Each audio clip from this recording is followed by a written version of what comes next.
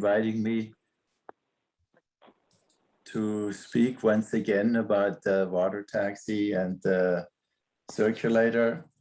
I took a little bit of liberty when I got the topic to I'll put this first on here so that the shared screen is visible to you. Took a little bit of liberty to define this as a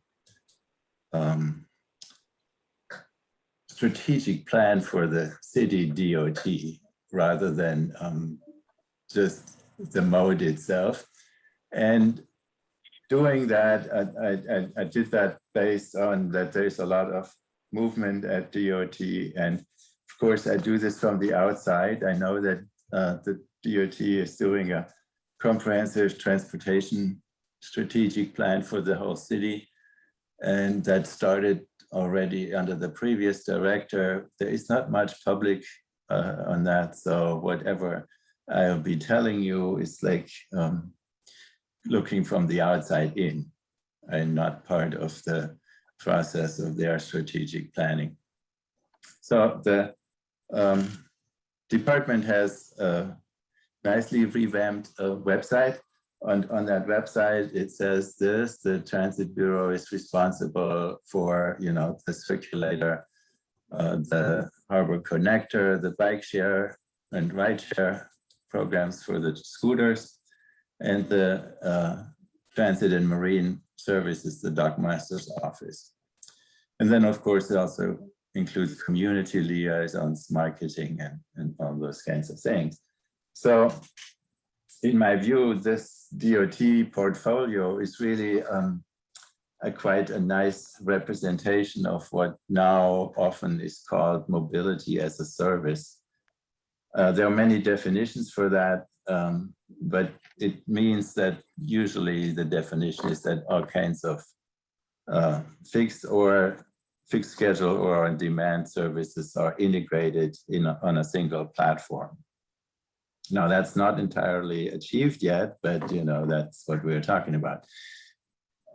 So in a way, to have this range of modes is part of this transportation revolution in which we find ourselves, in which I have addressed a few times before, transit choices as well, in which the border between public transit and private transportation becomes blurred, and in which new technologies like autonomous vehicles or new operating modes, such as ride sharing or integrated payment platforms, such as Apple Pay or Venmo, become sort of disruptors. It would be therefore quite interesting to see how Baltimore City DOT is and can position itself in this setting with these mobility options that they offer vis-a-vis the traditional transportation offerings that MTA provides. And then this question is, of course, sitting in the context of the discussion that is going on about MTA potentially in the future not being a state agency, but regional transportation authority. So then that would also change the picture once more. So there are a lot of questions that flow from this. What is the division between the division of labor between MTA and DOT, or how should city transit be funded? How viable is the water taxi? What's the vision? How do the commuter-oriented connector service and the tourist service on the water relate to each other? Is the circulator operating optimally? What is the 5-year perspective? How can bike and scooter share be more intentionally supportive of the bus and water service? And what does it take for DOT to really truly manage this portfolio? So these are more questions than we can answer today, but at least I want to put them out there so that if you don't ask the right questions, you never get the right answers. So just to recall where we are, the circulator was based on the premise that it wasn't smart to build lots of parking garages in the most precious downtown locations, and that it was smarter to have parking fees pay for a shuttle that allows peripheral parking and brings the people to the center. So that was the genesis of the circulator. It was not built, as some say today, all of a sudden in a rewriting of history, as a tourist service. Now, the water taxi is older than the circulator. It exists since 1975 and is licensed by the city since then. In 2010, the bus service was added, and then later it was expanded as it is today. And the water taxi added the connector in adjunct to the bus about the same time as the bus was introduced. And then bike share and scooter services were added in 2016 and 18. So all of these services are privately operated, but they are managed by and overseen by the city. And so all of these modes had one or several catastrophic breakdowns in their lifetime, where the service basically totally ceased to exist for a while. Then there is tension between MTA and MDOT about, is there any cannibalization going on between the two services? And the free water taxi, the connector and the water taxi was never really as seen as one. And that has something to do with the 2015 strategic plan that recommended to keep them separate. And the water taxi currently, and even before COVID, didn't really fulfill all its contractual obligations. Now today, RMA, the shuttle bus operator has, or the Charm City circulator operator has, I think, a sufficient fleet of transit buses. There are some, I'm not sure, 25 buses, I think, running, and the approved service contract ends in 2022.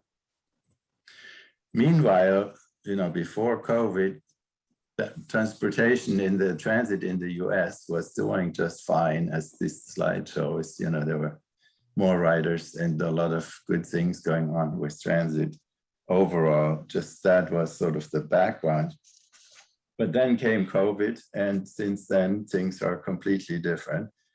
Ridership plummeted anywhere from 40 to 90% in transit agencies, and many shuttle services like ours, like the Detroit streetcar, stopped altogether and haven't been in service ever since. Detroit, I think, is starting just this month again. In Baltimore City, the circulator and connector service were resumed in June. So one can see here the question, what does COVID really do to our downtowns? So this is the hub and spoke picture up there, and then there is a nodal service on the left. And so obviously COVID did a number on downtowns, and everybody sits and scratches their head and asks, what is the downtown of the future? And this is in itself a presentation. But all the predictions are that downtown will never be exactly what it is today.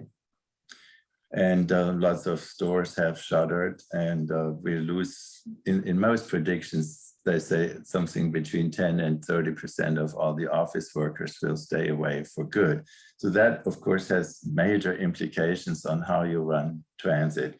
So the hub and spoke model is basically dead, and the dispersal of transportation needs is stronger than it was even before COVID. That trend was visible, and it is stronger now.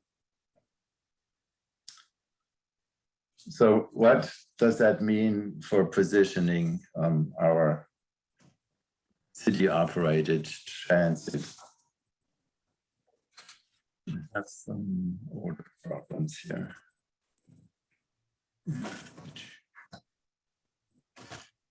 1 second, gotta find the right slide here. So here we see the dockless vehicles graph from 2019 on the way left to 2021 July on the right, and we can see that there is a rebound of dockless vehicle trips a month, and this is from DOT. So this is Baltimore specific. And then on the bottom, one can see, unfortunately, not what the Charm City circulator does, because there is no dashboard for that. But we can see what the City Link does, what MTA tracks. And so the buses are still very far down.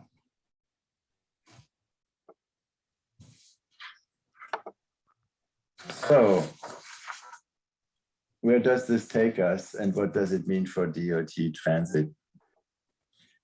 With a weaker downtown, it is probably useful to connect. I'm still gonna go back to this. It's useful to connect downtown with the neighborhoods. You know, that has been a discussion for a long time. Is this a service just for downtown, or should it be also a service to the neighborhoods? And as you can see on the left, on the right map, that the purple line goes really far north, and the other maps, the other lines don't go so far into the neighborhoods. So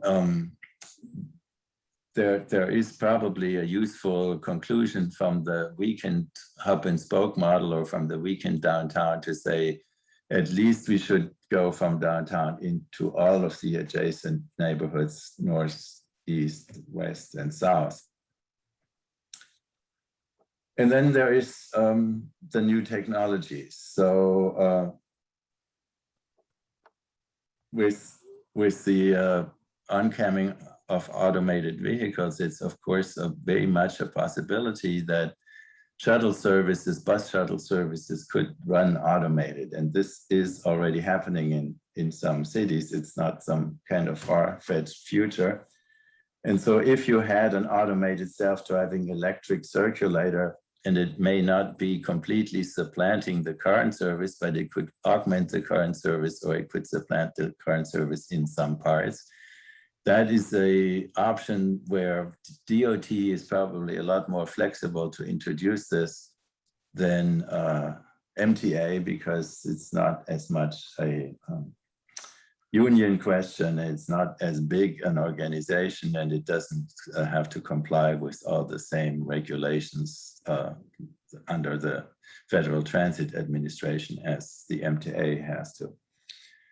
And then there's the question of, should any of the fixed schedule demand service be changed to an on-demand service? And so especially for the water taxi, and this is the map on the right that shows the current water taxi routes. You know, the water taxi is only operating on the weekend right now. So that is not what Baltimore City had originally specified in their license.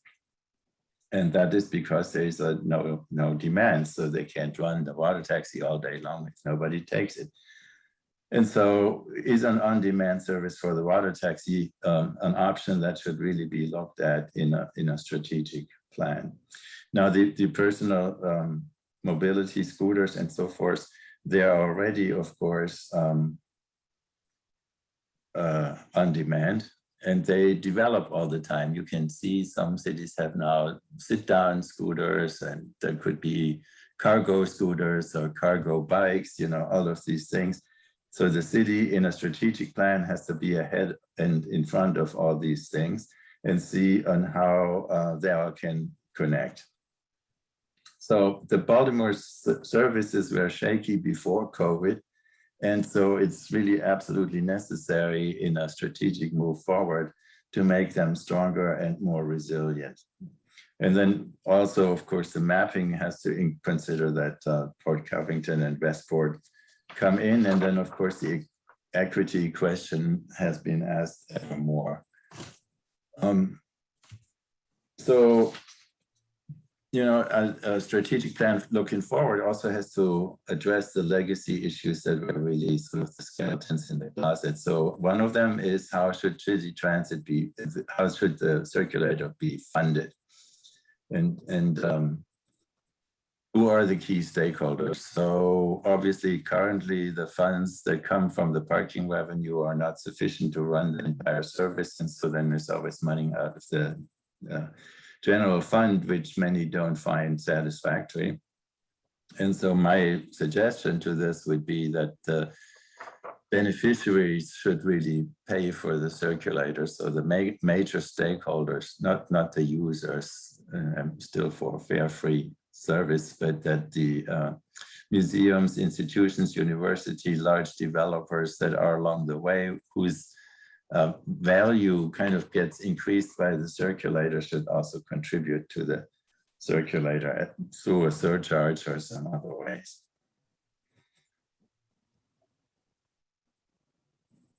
And then, of course, another thing that is the skeleton in the closet is that the circulator is duplicated by college town shuttles and all kinds of other private services, including those from the Waterfront Partnership, that run partly or fully on the same routes. And so that definitely should be eliminated, and it ties in with funding because there could be coming funding from these same organizations that pay the college town circulators right now, and they could fund the joint circulator if we had that. In the unresolved questions on the water taxi, and I've addressed this previously, is that the prescriptive licensing right now requires that the connector and the tourist service are separate, which from an operating point of view requires differently branded vessels and different presence in the city, which doesn't make any sense. It would make a lot more sense if this was just differentiated by it's a free service versus, and this can be done with electronic ticketing and so forth. So I would say running them as two brands should definitely be relooked. The other thing that needs to be relooked is who pays for the landside amenities. So the landside amenities are really a weak point. We have now nice vessels, but we have skimpy landside docks, and that these docks could be much more of an asset as strings on a pearl along the promenade, and they could be visible landmarks, and they should probably be paid by those that are the beneficiaries, again, where the docks sit, and some of those have already said they would actually pay a nice dock.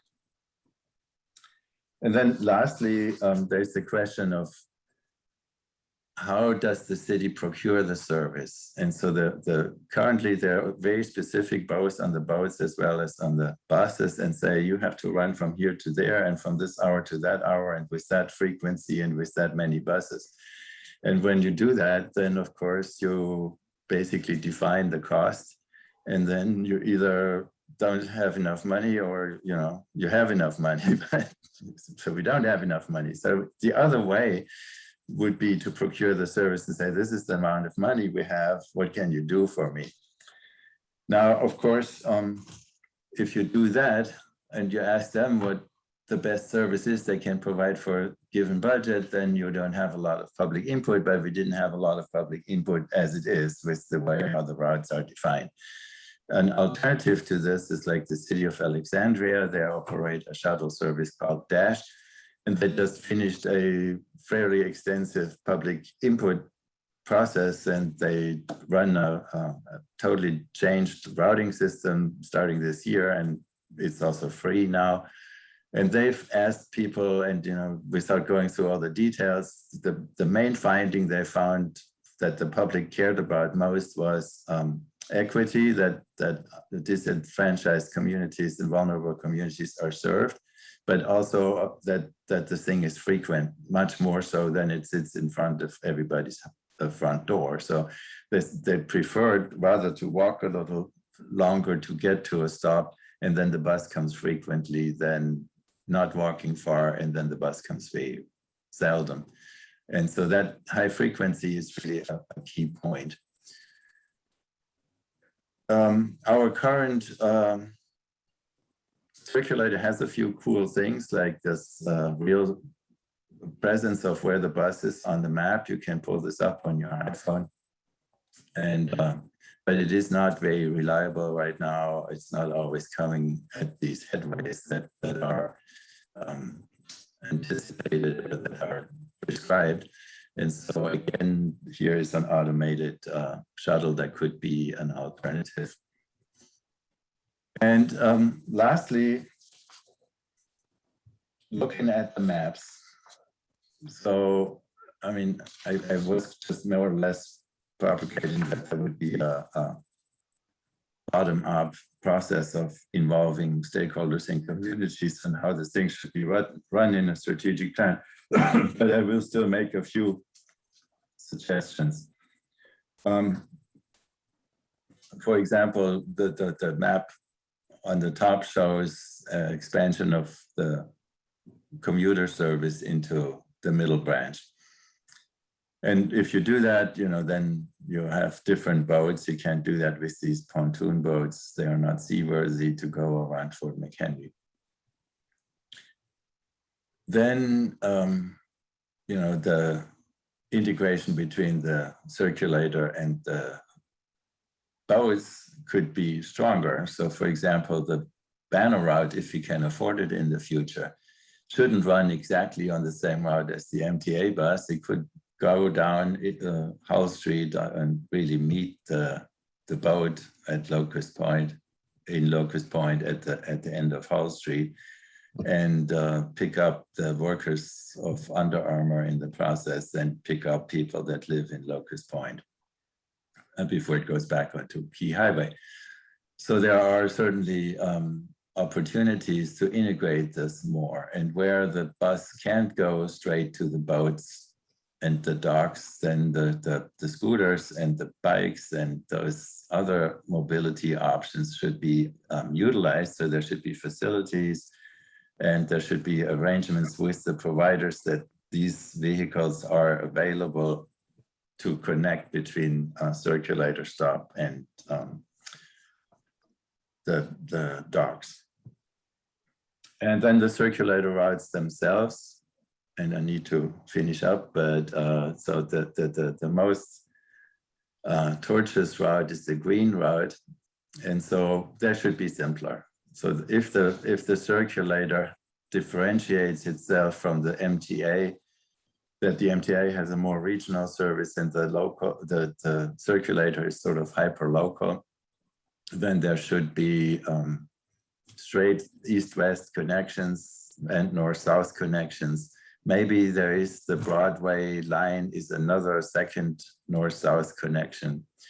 And the Green Line could potentially run around from Johns Hopkins or Middle East up Pennsylvania Avenue or so that the circulator currently east-west is mostly water-oriented, is further south, and the north side doesn't really have any east-west connections. So instead of looping this thing around like it currently does, it could be unfolded and go west into Pennsylvania Avenue.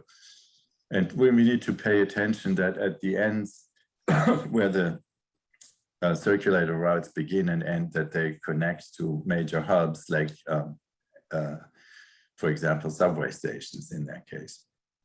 So that is what I would just want to contribute to the question of what a strategic long-range view could be that BC DOT would do and how they operate their stuff. Thank you. Thank you very much, Klaus. May we take the presentation off the screen and bring up the meeting participants, please? Thank you. We would like to open the floor to questions, comments, and begin the discussion. Klaus, I would like to begin with a question about all of the federal money that is going to be coming into, our city and state. Do you have any sort of suggestions on the types of priorities that we should be looking at, based on or on behalf of your presentation? Well, overall, for DOT and MTA, I think, climate change is really the thing that we need to prepare for. And that's the biggest challenge we are facing. And then, the COVID challenges are a subset to this in a way. So to strengthen transit and get more cars off the road is a top priority under climate change as well. To make streets more than just routes for vehicles is something we discovered in COVID. But I was just reading before this meeting started, the mayor of London and the mayor of Paris having this kind of big debate, who is the king in greening their city. And I was just in Paris to check this out. This is amazing how many streets they have converted into pedestrian areas or bike lanes and bus lanes and all that. So my recommendation would be that these recovery monies are used to go much, much further than Baltimore has gone to convert the city into and the public streets into livable environments. Thank you. Any other questions or comments for Klaus? Klaus, could you comment on the red line and how that might be factored in, if anything comes in the future on that one? Well, yeah. So when the stars align, what does that mean? The stars that would have to align are that the two infrastructure packages pass in Washington, that we have a governor who is more transit friendly, and that the federal government would, and our delegations and the whole process with the FTA would really allow us to go to the front of the line again and get funding. So if that moment happens where the stars align, we could have that once in a century possibility that the red line could be revived. And for that, to tee that up for that moment, that may be unlikely, but at least we should tee up for that. I think the regional transportation plan that's currently in the works would be the stepping stone, which again has said that the east-west connection is the most important one. And then also we need to preserve all the right-of-ways.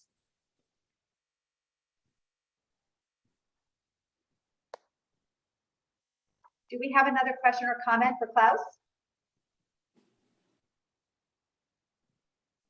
Thank you again, Klaus. You're welcome. Thank you, Klaus. Good one. I am pleased to present or welcome our next presenter, John Laria.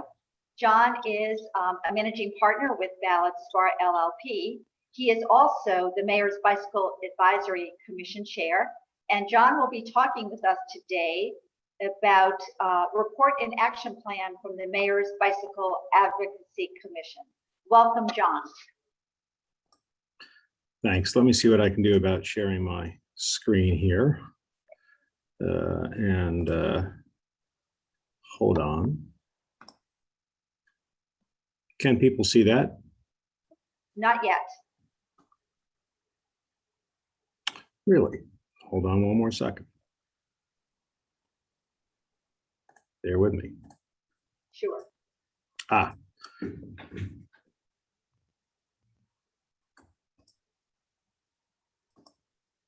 How about now? Yes, perfect. Great, then my work here is done. We started off with during COVID where no one would turn their cameras on because no one knew what to do with this thing. And then everybody turned the camera on, and now we've gotten to a point where no one turns the camera on. It must mean it's time to go back to work or something. Thanks very much for having me. And Klaus, thanks for a great presentation, always thought-provoking and thoughtful about these important issues. I'm just going to give you, in a little bit of time, a quick summary about the Bicycle Advisory Commission and the work we're doing and where we sort of fit in and what's coming next. I want to acknowledge Matt Hendrickson on the call, who may back me up on a few things. He is the principal bike planner at the city, and we're lucky to have him. Matt's really made a contribution in a challenging environment. So Matt, thank you, and you may have to speak up. DOT is really the operating agency for much of our work, although not all of it. And I also want to acknowledge Steve Sharkey, who I think everybody is happy to have as the DOT director. I would point out that I've been doing this job since 2015 or so. Steve is my third DOT director, but I'm also my fourth mayor in that period of time. So, I don't know, I'm either an optimist or a masochist. I'm not sure. You guys can let me know. But let me give you a little bit of a summary here. So quickly, the commission was first established in 2015 by mayor's executive order. It came out of the early bicycle advisory, the city's bike master plan, and its job, having been reauthorized by Mayor Scott, again, the fourth mayor to do so, to promote bicycling and multimodal transportation in the city, advise the mayor and the city departments. And we're charged by the mayor to coordinate among city agencies the implementation and updating of the master plan, which we'll talk about a little bit today, provide guidance and advice on policies, designs, trends, opportunities that equitably is underlined for a very important reason I'll come back to, that equitably support bicycling, shared mobility, multimodal transportation, obviously to advocate for the prioritization of both capital and operating funding, and to advise on the adoption of best practices, including city's complete streets ordinance, which I know you're all familiar with, which has been enacted and is we're trying to get it implemented across the city. No one works for us, so it's a bit of a combination of bully pulpit and partnerships, but the partnerships have been good and the bully pulpit has been useful. So hopefully we're playing a role effectively.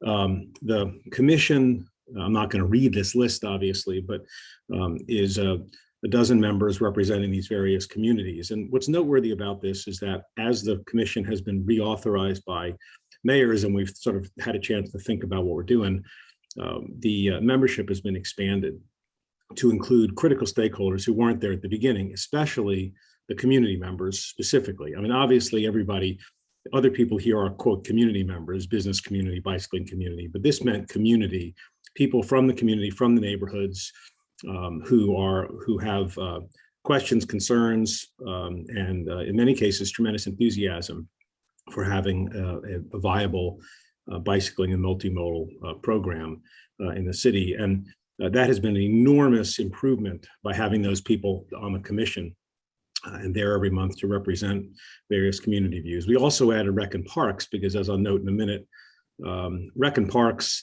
DOT is the principal, probably in many respects, the principal agency and what people think about, but we have many miles of trails, as you know, and I'll talk about that in a moment too, but Rec and Parks needed to be brought into the circle so that we could be dealing with both on-street as well as off-street facilities.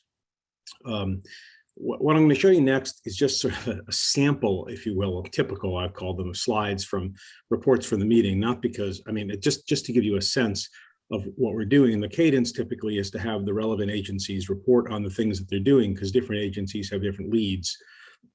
And this is a good one for a lot of reasons. It's the planning department's part of their report on the Greenway Trail Network. The Greenway Trail Network deserves a whole transit choices meeting to itself. And I'd encourage you at some point to do that and get scheduled. It's a tremendous public-private partnership with Rails to Trails Conservancy in the city and so many other partners in the community.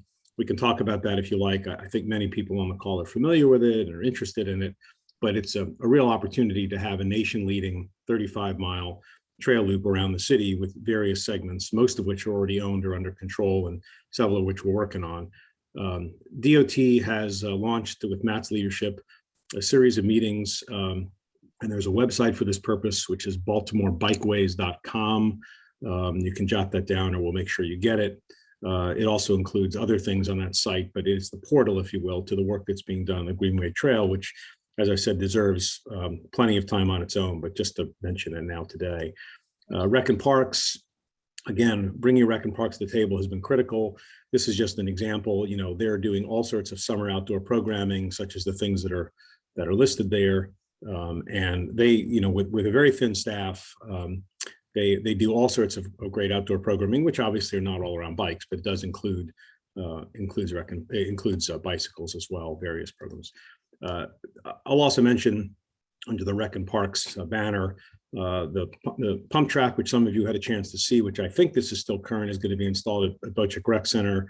In any event, it's a great, the city managed to acquire this pump track, which you haven't seen. I encourage you to check out it.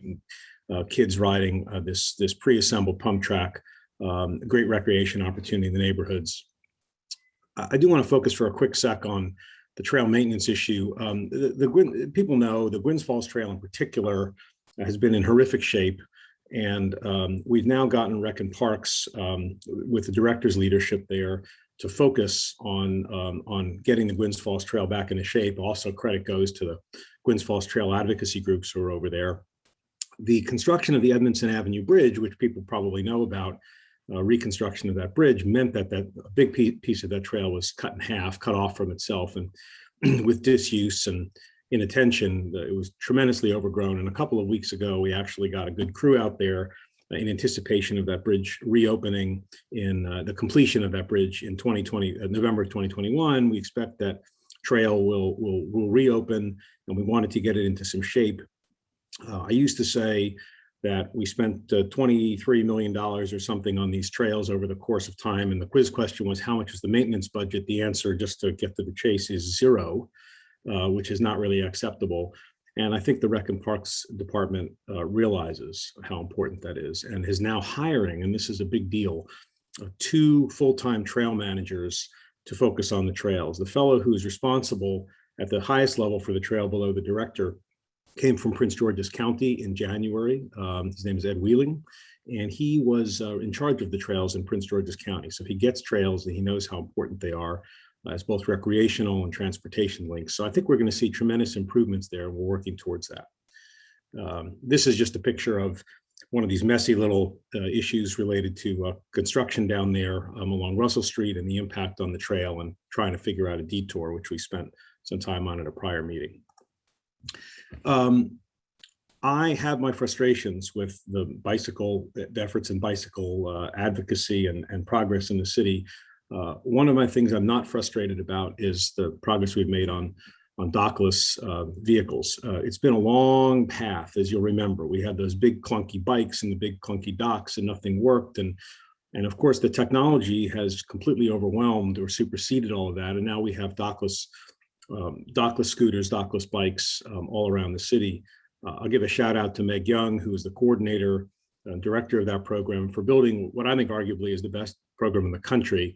In July 1, as you see from the slide, the city issued new permits, new rules and regs. It's been a really, really participatory and robust process. We now have these 3 companies, Lion, Link, and Spin.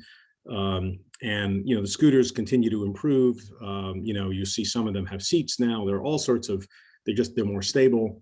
We have equity zones, which Meg and others deserve tremendous credit to make sure that these vehicles are deployed equitably throughout the city. And if you, as I do, and I'm sure you do too, when you're around the city, you see people in every neighborhood riding these scooters.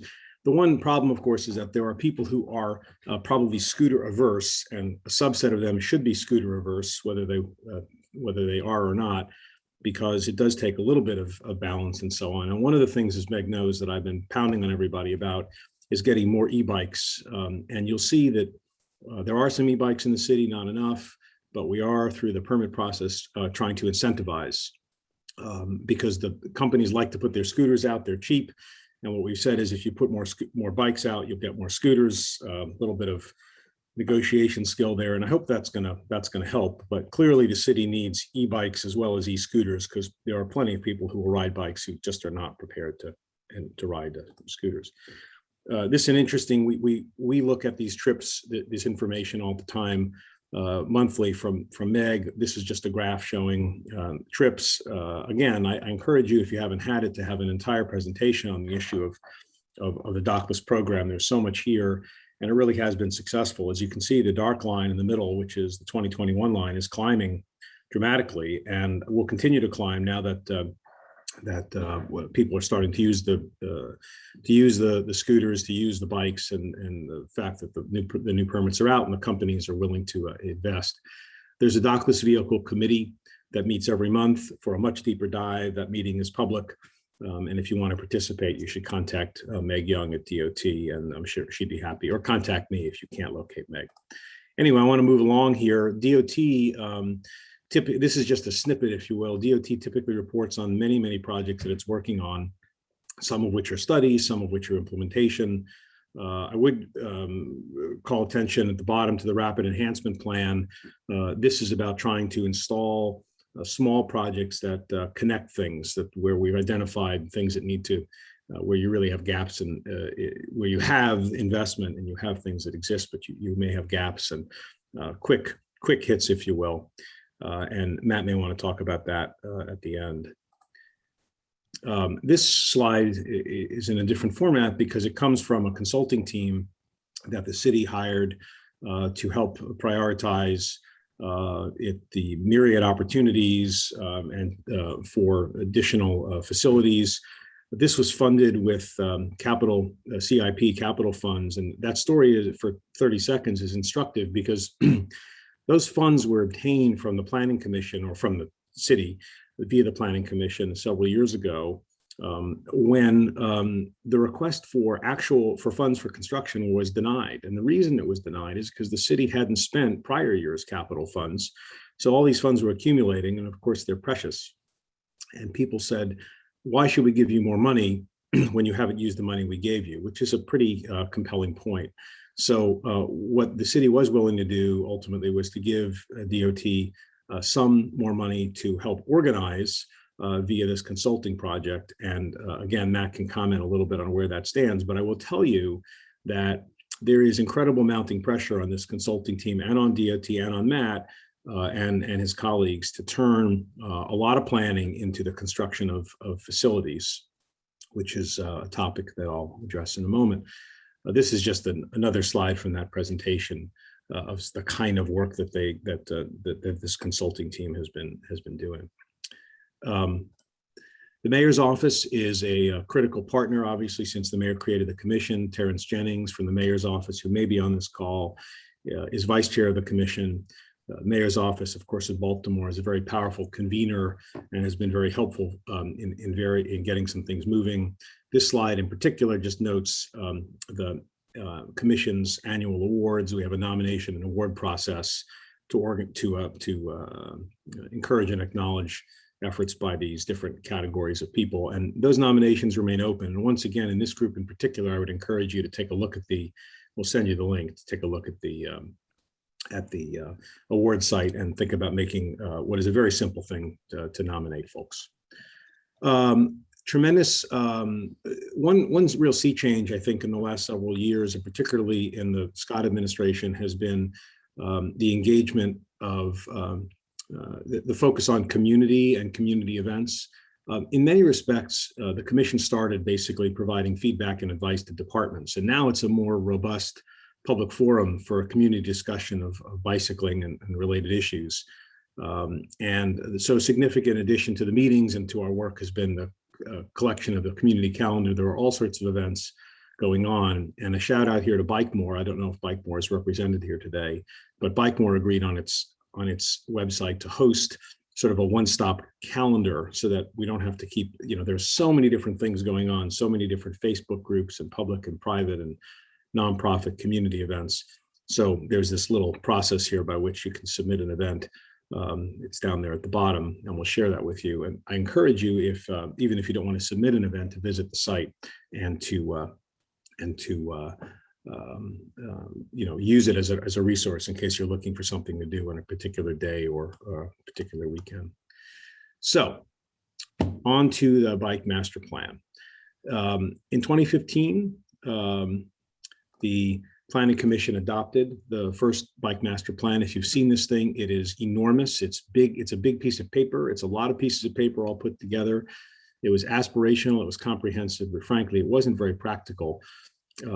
It really didn't prioritize in terms of what should come first. It wasn't really very clear about what sort of facilities we were talking about. Did we mean separated lanes? Did we mean bike boulevards. There's a whole hierarchy of options. And so it was great to have it, and it sure looked impressive, but I'm not really sure that it really did very much at the time, except celebrate the fact that we have a bike master plan.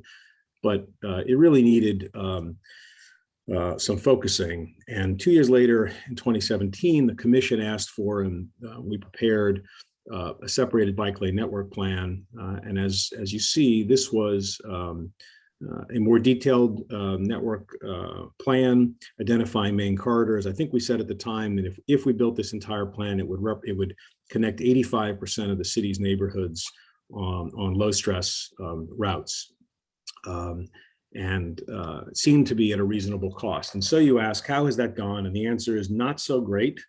And I think one of our frustrations has been the ability to really get a network like this built out. And so here begins my kind of dissection of the city's, and I will say prior, and I emphasize prior, DOT's approaches. I think the city, prior to the current administration, both at DOT and in the mayor's office, has suffered from an uncertain commitment, a lack of political will, and frankly, unnecessary deference to some loud voices who oppose without really any rational basis for the opposition. And as a result, there hasn't been any money. And because there hasn't been any money, there hasn't been any real construction, because this stuff costs money.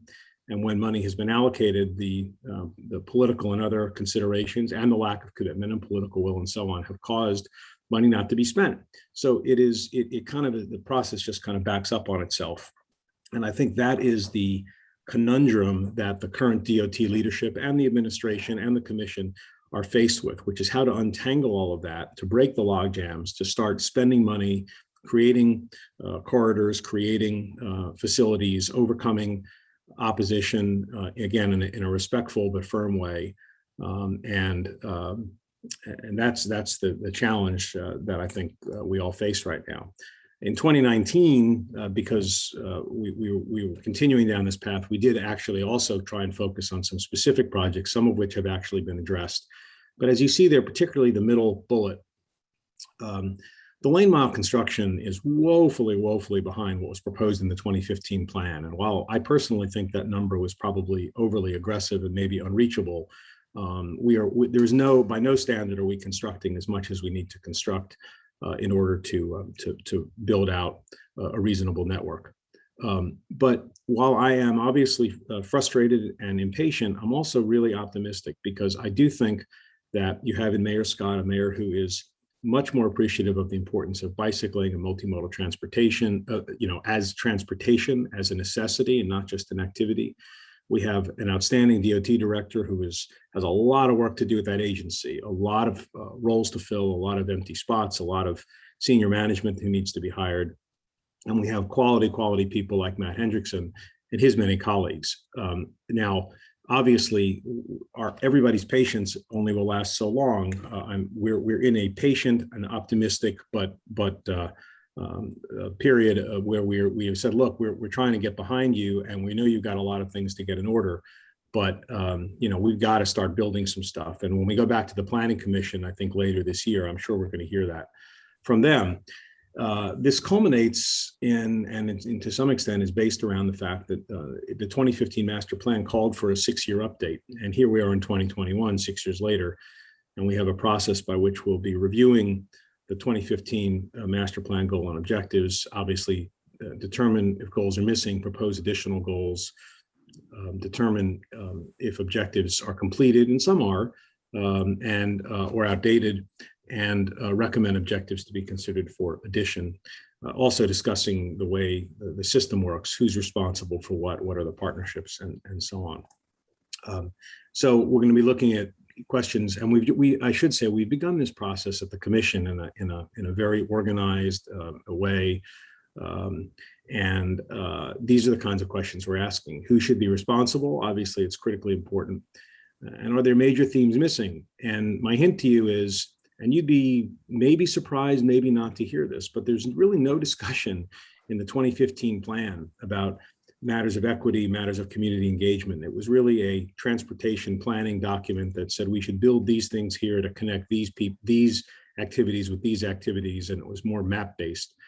I don't know if that's a sign of how far we've come and how important we all recognize these issues of equity are in the city and in the world, and how important it is to engage the community to make sure that they are with us and to identify reasonable concerns, also to identify unreasonable concerns and triage those one from the other so that we can press forward with some will and some confidence.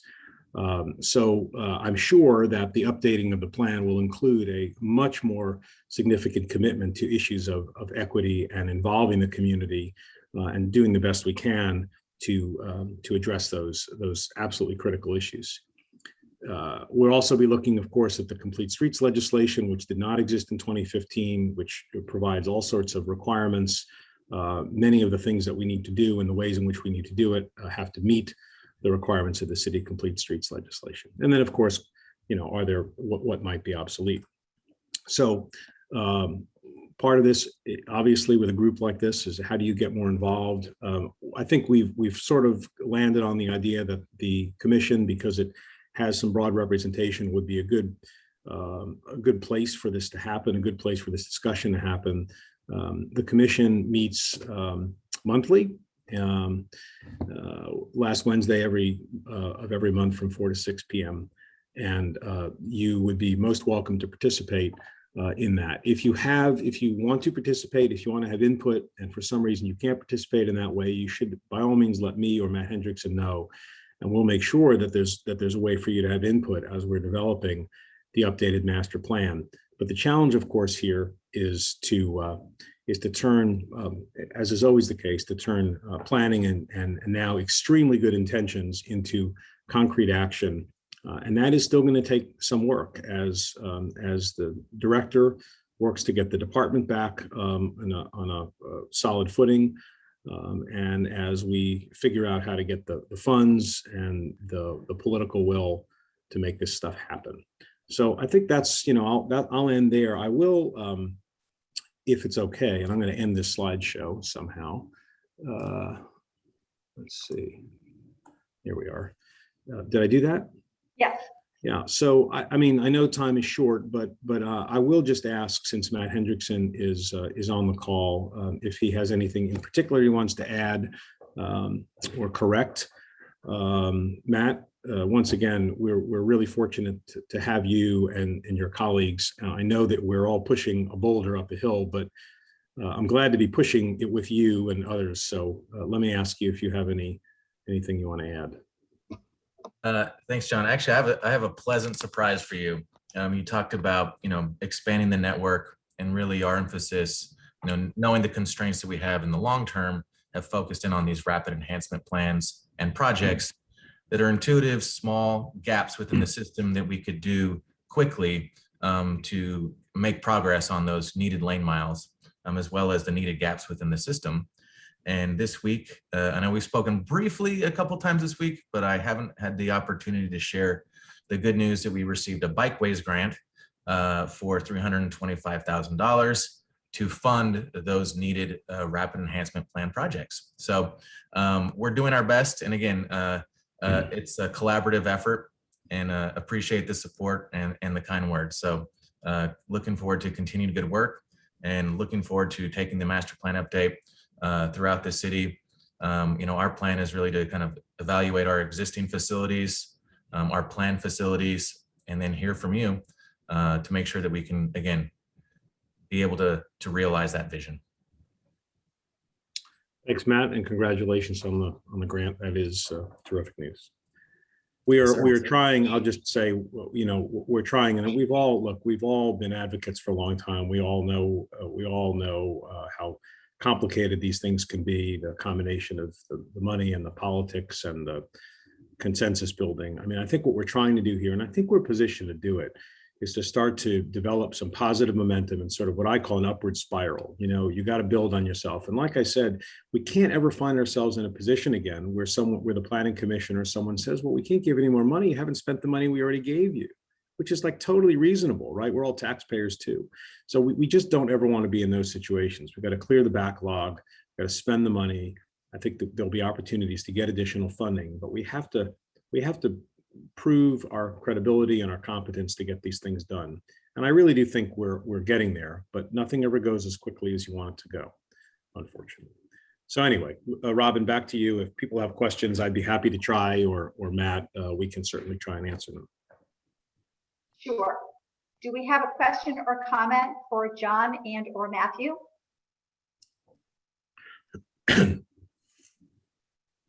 Well, I would like, first of all, John, I want to thank you so much for your presentation and also acknowledge the hard work of your colleagues, if you will, at Baltimore City Dot. Matthew, Meg, everyone sort of working collaboratively to move the agenda forward, and we really applaud. We know it's challenging work, but we applaud your efforts to date and also moving forward. You did touch on something that I was actually thinking about, which has to do with the overlap of the Complete Streets legislation. We may not have a lot of time before we conclude this meeting, but what do you envision in terms of how they can work together? Well, I'll just start. I mean, the Complete Streets legislation, Councilman Dorsey's bill, which got wide support, is really it's very progressive, and it's also very directive. I mean, and I don't think people are used to the idea that we're actually supposed to follow the law. I mean, it's there, and you're so we just had a situation come up the other day where there was some construction work that was affecting one of the bike facilities, and there was a whole flurry of emails. And the basis of the email was not only does this not make sense, but it's in violation of the Complete Streets law. And DOT was, I think, very efficient, to their credit, at getting out there, visiting with the contractor and getting it sorted out. So I think it's a culture change, and trying to establish in law, not just in policy or in intent, the idea that these things have to be followed is critical. But believe it or not, people just like, we have to get people accustomed to the idea that that environment exists and those restrictions, those guardrails exist. So clearly it's all part of the same story. I'm very, very glad to have that law as a little bit of backup when we need to kind of swing the hammer a little bit on some of these things. But Matt, of course, I'll let you supplement. I don't have much to add to that, John. I think you hit the nail on the head With my hammer. John, I have a question. First of all, I want to thank you for all the hard work and your good summary. It was really a good overview. I've been working with Rails to Trails on the 35-mile loop with the Urban Design Committee, and one of the key things that also should dovetail with that is the green network. And no one's mentioning the green network. Is that just a prioritized version of green streets, or how can we, because I think that's a crucial part of making all the connections from neighborhoods out to the 35-mile loop. But it doesn't seem to be moving along. I mean, I think it's moving, but can you comment on it? Not directly. I mean, I guess, now that you say it that way, Dave, and by the way, hello, it's nice to see you. It's not like it's not like it's gone away. I have to admit that my lens on it, if you will, has been really through the Greenway Trail, the Greenway Trail perspective. But I think we could easily sort of visit with planning. I don't think there's anybody from planning on this call, and just sort of try and get a clearer answer to that question. Matt, of course, you may have some insight based upon the work that you're doing. Yeah, and I think that's an important distinction. Just want to clarify as far as David's question. We have the Greenway Trail Network, right? And you mentioned 35 miles. And then planning as a city, we have also adopted a green network plan that talks about all of kind of our park spaces and how that kind of interconnects around the city. And so it's the latter that you're referring to. Is that correct, David? Yes, and I think it's really an important thing to actually connect up all the neighborhoods and then connect them to the loop. Yeah, and I think that's kind of the emphasis is establishing the connections within the loop. And then again, how do we then connect? Because that is an important connector as far as to green space throughout the city. Yeah. So I think that's kind of where we've been coordinating with planning and with rec and parks. But yeah, I think the other aspect of that is, rec and parks and planning and who's at the table there. So I think it's a great point. And again, we're all partners in coordinating and making that happen. I love the idea that this commission that has no actual authority is responsible for coordinating the efforts of all the city departments. You can imagine how much fun that can be.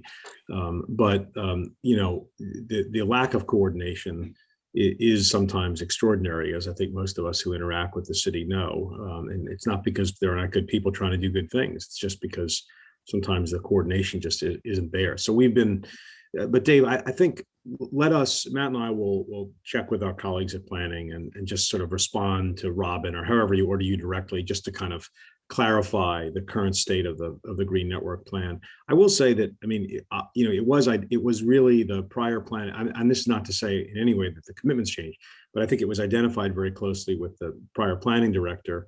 So I think he talked about it just a little bit more. But I don't think that the effort has been in any way, you know, abandoned or reduced. So let's get to the bottom of that, and we'll get back to you. Yeah, I think it's like the rest of the trails and things you're talking about. I think it's backed up probably, but it's such a key part of the framework. I wish people would talk about it more.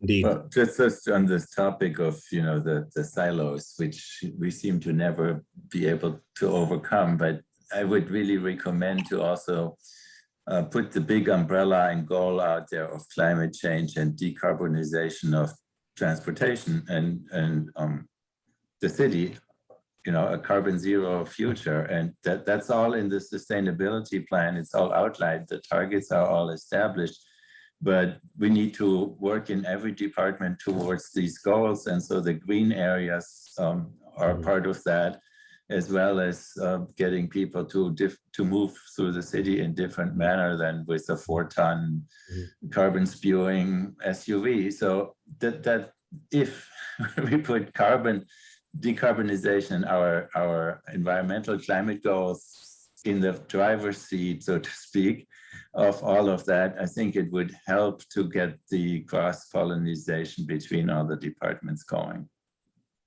I think we have time for one more question. Andrew? Andrew, you're on mute.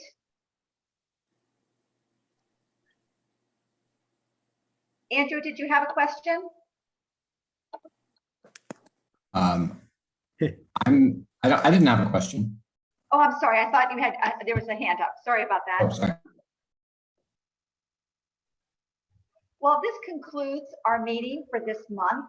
As always, we appreciate your participation. And of course, a very special thanks goes out to our extraordinary guest presenters. And Matthew, thank you again for joining us and providing your input and commentary, which was very valuable. Our next meeting will be held on October 15th.